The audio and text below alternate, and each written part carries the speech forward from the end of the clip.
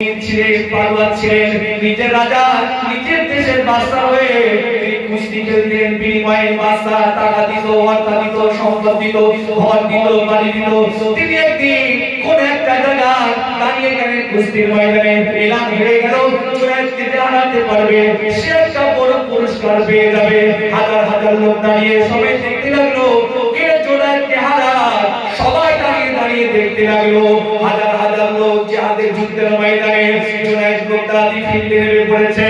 কেউ তো তার বিরুদ্ধে আসছে না কেউ যুদ্ধ করতে চাইছে না কেউ লড়তে চাইছে না এমন সময় দেখা যায় হঠাৎ একটা জীর্ণশীর্ণ রোগা মানুষ ইমাম সাইদ জুনায়েদের বিরুদ্ধে দাঁড়িয়ে যায় শুনছেন জুনায়েদ বাগদাদি কামনার নাম শুনে আমার কেউ নেই আমার কথা বুঝে যাচ্ছে তো নাকি জি বিশ্ববিখ্যাত আল্লাহর ওলি কি করে আল্লাহর ওলি হয়েছেন এই সরকারের পোষ্য ছিলেন সরকারের হয়ে তিনি কুস্তি খেলতেন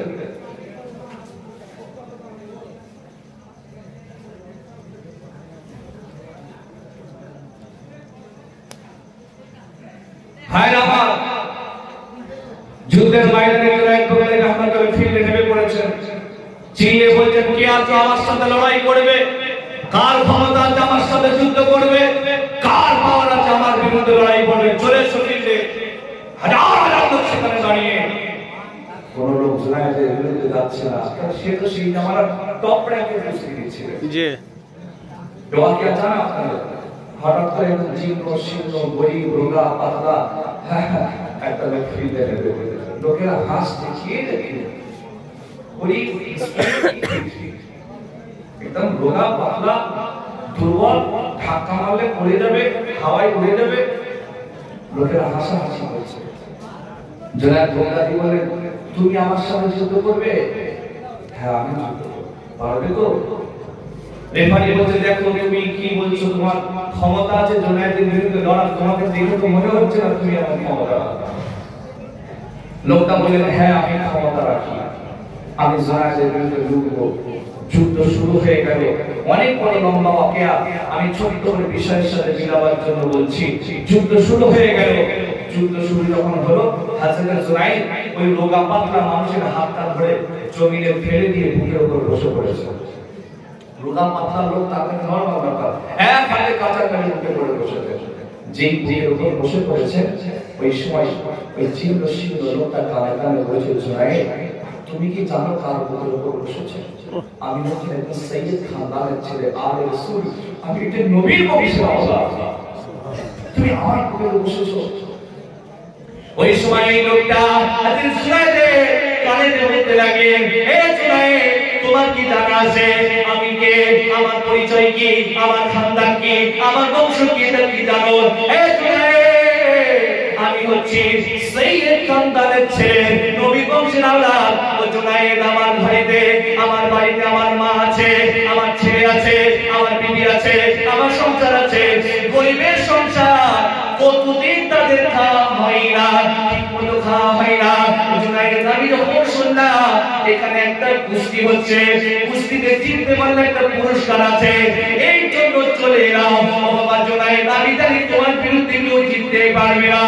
আজ যদি তুমি আমাকে হারিয়ে দিয়ে তুমি যদি আমাকে জিতিয়ে দাও আর তুমি যদি হেরে যাও দুনিয়া তোমার লস হয়ে যাবে দুনিয়া ক্ষতি হয়ে যাবে লোক তোমাকে ঠুকে দেবে লোক তোমাকে গালি দেবে লোক তোমাকে খারাপ কথা বলবে কিন্তু আমি দোয়া করছি আল্লাহ আখিরাতটা কামিয়াব করে দেবে সুবহানাল্লাহ জুনায়েদ ভাবছে ওখানে একটু কথা বলতে চাই জুনায়েদ দেখো চিন্তা করো তুমি যদি আমাকে হারাও তুমি যদি আমাকে হারিয়ে দাও তোমার দুনিয়া হবে কি বলছে তুমি যদি আমাকে জিতিয়ে দিয়ে হেরে দাও আমি আল্লাহর রাসূল দোয়া করছি তোমার দুনিয়া লস হবে দুনিয়া ক্ষতি হবে রাজা তোমাকে তাড়িয়ে দেবে বাদশা তোমাকে তাড়িয়ে দেবে লোক থুতু দেবে লোক ঠিলা দেবে লোক গালি দেবে লোক খারাপ কথা বলবে দেখো তুমি কি করবে আহলে বাইত নবীর আওলাদকে হারাবে তুমি জিতলে চিন্তা করো ডক্টর সবাই চিন্তা ভাবনা করে ভাবলেন যা হয় হোক জীবনে অনেক কিছু করে ফেলেছি একটা সুযোগ পেয়েছি পরিবর্তনের ঠিক আছে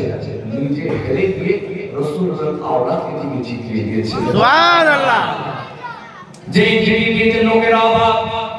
বলছে জুনায়েদ তুমি মজা করলে মনে হচ্ছে, এটা হতে পারে না, তুমি হেরে যাবে,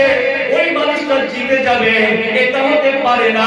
এ জুনায়েদ তুমি হয়তো মজা করলে। জুনায়েদ বলেন না, আমি হেরে গিয়েছি, ওই মানুষটা জিতে গিয়েছে। লোকেরা জুনায়েদকে থুতু দেয়, জুনায়েদকে গালি দেয়, জুনায়েদকে খারাপ কথা বলে, জুনায়েদকে নীল মারে, জুনায়েদের বাজে কথা বলে। আরে জুনায়েদ কোনো কথা সে বলে না, মাথা নিচু করে করে বাড়িতে চলে গিয়ে মনটা খারাপ, মাথা নিচে করে তিনি জমিনে শুয়ে রয়েছে। শুয়ে থাকতে থাকতে ঘুমিয়ে গিয়ে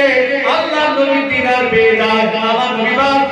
দেখিয়ে বললে, এ বাবা সাহাবারা, আমার নবী পাক স্বপ্নে দেখিয়ে বলছে, সাহাবারা আমার জুনায়েদকে দেখো, এ আমাকে কেমন মহব্বত করে, আমার সন্তানকে কেমন মহব্বত করে, আমার আওলাদকে কেমন মহব্বত করে। ও সাহাবারা,